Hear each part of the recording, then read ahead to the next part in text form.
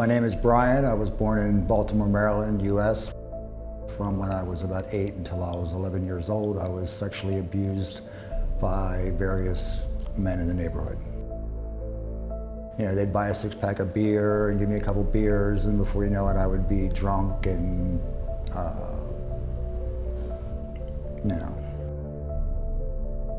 I started drinking when I was 8 or 9 years old, and I proceeded to drink for the next 4 decades. I was doing lots of, pretty much every drug available. PCP, crack, snorting heroin, whatever. I can actually teach you how to make crystal meth out of Vicks inhalers. That's how bad it got. At one point I found myself, I had eaten a large handful of Valium and drank a half a bottle of whiskey, and had put the barrel of a Randall 45 automatic in my mouth. And the only reason I didn't pull the trigger is because I didn't want my mother finding her son's head splattered all over the wall. I was looking for every excuse possible to basically to run away from Baltimore, to run away from my past, to run away from how I felt about myself.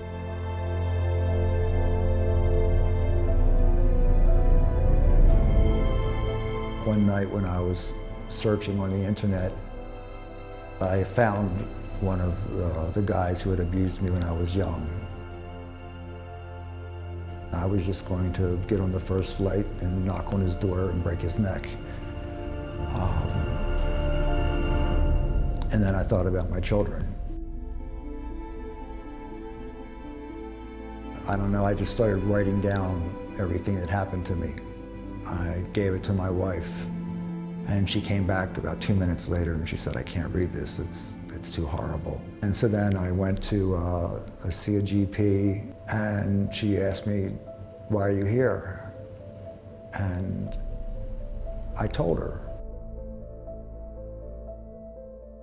I can still feel it. All of a sudden, the past was gone. I stopped drinking. I didn't need to anymore. I decided to move back to the UAE to set up a company.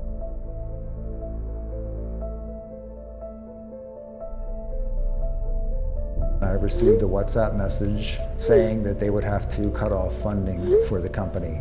Literally overnight, the company did not have money to survive, and I had no money to pay for the kids' school, to pay for the house, to pay for anything. Waking up was always hell. There'd be a little half a second or so when you don't know what your reality is, and then as soon as it struck me, the panic attacks would start, and I just wanted to get to somewhere safe. You put the smiley face on for the family, and then I would get to the car and literally pull out of the driveway and drive about 30 meters and pull on the side of the road, and then tilt the seat back and just sit there for a half hour. I just wanted to sleep. I mean, I think sleep was just I wanted to die.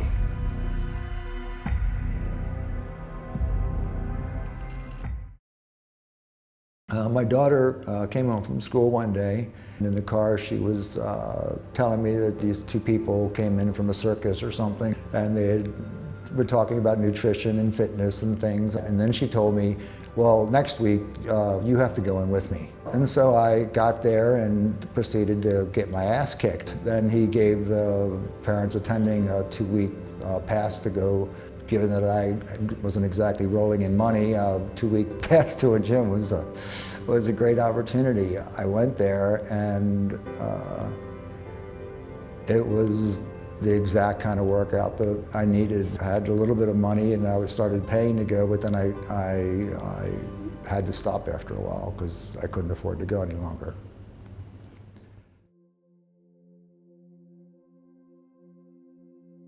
And so I got an email from Phil telling me and my family that we should come in and work out, and we didn't have to pay.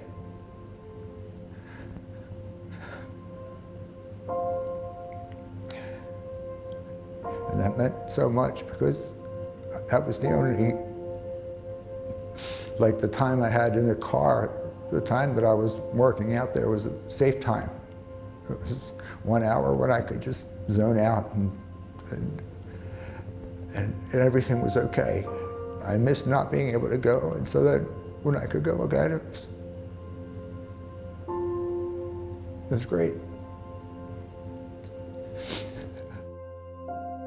They became like family. It actually became probably more than family because I could be honest around them.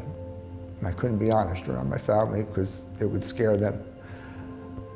So I all of a sudden was talking about my situation with people, and everybody was so supportive, and that was the one thing I looked forward to every day. That was kind of the first step of the ladder to getting my shit together.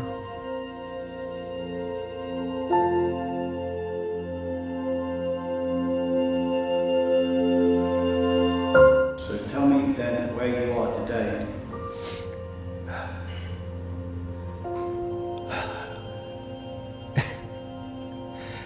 Yeah, that's kind of weird. There are words that we use a lot that I don't think that we ever really think of their definitions. And one word is hope, and the other one is peace. I just lost hope. I'd given up. And now I had it again. Even after going through all of this, and even though I'm sitting here crying right now, I'm probably the most peaceful that I've been in my entire life. You know, saying that something saved your life sounds a little bit melodramatic or over American sensationalism, but I can honestly say that if everything to do with Circuit Factory and the family there had not been with me for the past year, I probably wouldn't be sitting here right now.